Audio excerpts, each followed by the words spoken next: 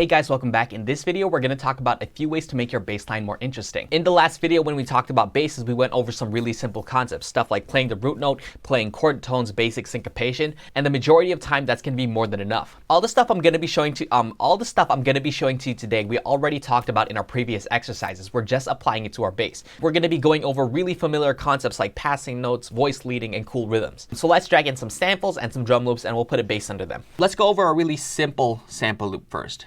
So this is a nice simple catchy sample, and you can hear that it's not moving around too much. It's really repetitive, so you can hear that the chords aren't going to be going crazy. Let's drag a drum loop with the same tempo.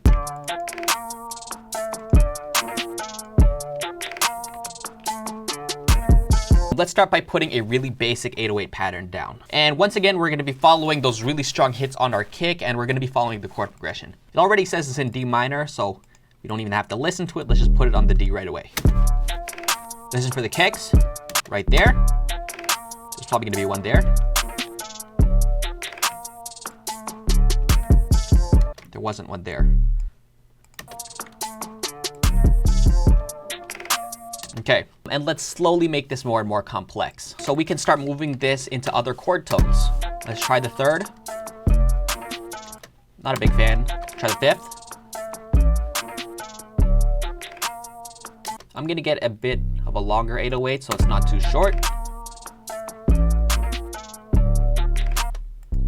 Bit shorter than that. Looking for that sweet spot. This is good.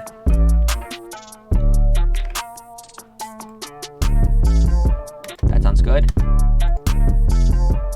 That sounds good too. I can see right now there's 4 kicks going during that section. So maybe we can do something cool with the 808 pattern to follow that. We can stick with the chord tones. Maybe we go da da da da. And let's hear how that sounds.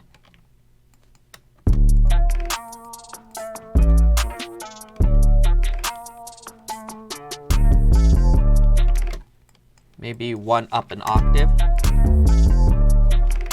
That sounds good. 1, 2, 3, 4, bam. I hear a little passing note right there, so maybe we can put it as a D. Bring the velocity down so it kind of just goes into it.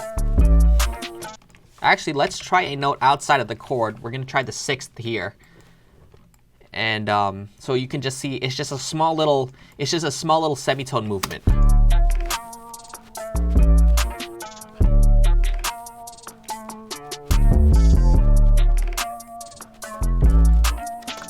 Kind of like hitting the root.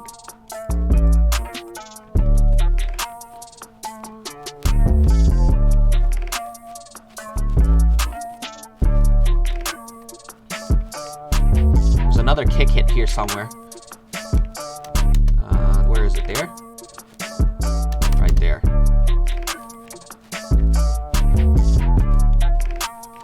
One, two, three, four, bum, bum, bum, bum, bam. So maybe there or the third. That sounds good. Maybe we'll try the third. I like that too. Let's kind of change up this 8th note rhythm. Maybe we kind of keep it in the lower octaves. And then, so when it comes at the higher octave there, it's a bit more interesting. Let's see if we can move a couple notes outside of the chord. Maybe we can bring this to the 2. Maybe the 6.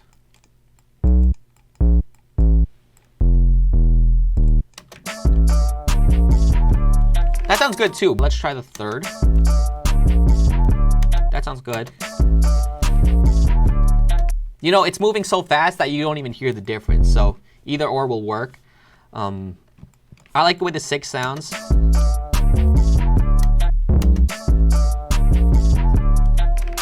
Let's try to do a cool triplet. I'm hearing a little triplet roll rhythm right here. So playing the A's, bum ba bum. I'm gonna make the ADSR like this. I'm going to cut it so you can really hear separation between them, and then I'm gonna bring up the velocity so it kind of swells in while it's doing the triplet. Bring those in. and that might work really well.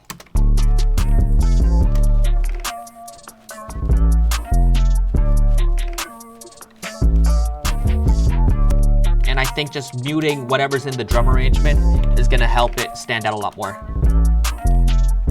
So this is a much more complicated 808 pattern than we had before. You know, we were doing a couple notes outside of the scale. We were doing a lot more syncopation, a couple of cool rhythms. But all of these techniques were built off of those really basic 808 placements, right? We had to start with just this so we can see where those strong hits are, right? And then once we realize that, we know, oh, this is a strong kick hit. We can put a passing tone there and we can go outside of the scale for that. Now I see that there's an empty pocket here and we can put something interesting there. So make sure you put down a really basic pattern first, and then you can see where you can add complexity. So now let's start talking about sliding your 808s. And it's pretty much the exact same concepts as I did with this, only with a longer 808 sample. For short 808s, I like to just leave it on the note, because if we started doing 808 slides, you probably won't even hear it. If I wanted to slide it up an octave right there, you know, the sample was already over by the time it even got here. But in terms of picking the notes and the timing of it, it's pretty much the exact same thing. Let's quickly go over how a slide note works. So first we have a normal note, and then we have our sliding note.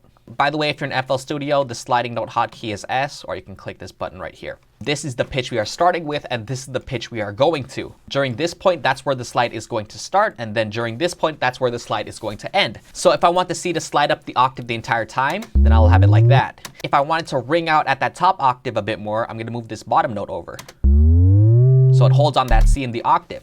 If I want the C to slide up an octave a little bit quicker, I can move this over.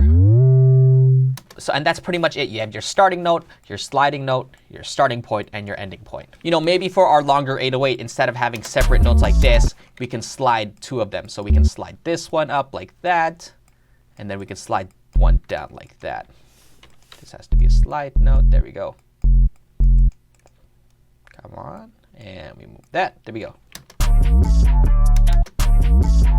And I'm going to move these up an octave just so that the slide is more noticeable. Yeah, you can hear that now. So I really wanted to stay on that note for a little bit. So I'm going to just shorten this by half so that it holds on that D for this duration of time. Now that I have a longer 808 sample, I'm going to want to cut these notes off a bit earlier, because in order to have a bounce, you have to turn the notes off sometimes. I like to turn off the 808 on strong beats or when the clap hits. So let's try it there. It might be a bit too early, so let's move it up to this third beat. Sometimes I like having the bass slide down, so I can put it down maybe a fifth or an octave. And I'm going to make this a slide note, and I'm going to just have it slowly slide down. I'm going to bring the velocity down so it just slowly fades out. Maybe a bit earlier. I don't want it to be too noticeable. And that's really cool. I can put that at the end of all those really long notes. Maybe even quieter. So now it sounds like the sample is ending as opposed to me cutting it off really jarringly. We can slide these notes so I can put, the root down, delete these, have them slide up like that. Maybe bring it up an octave because you can see the distance between them isn't too far. Yeah, I didn't even hear it. You can see that it looks really complex, but it's not at all, because if you look closely, we're just playing chord tones and we're following the kick drum, and that's it.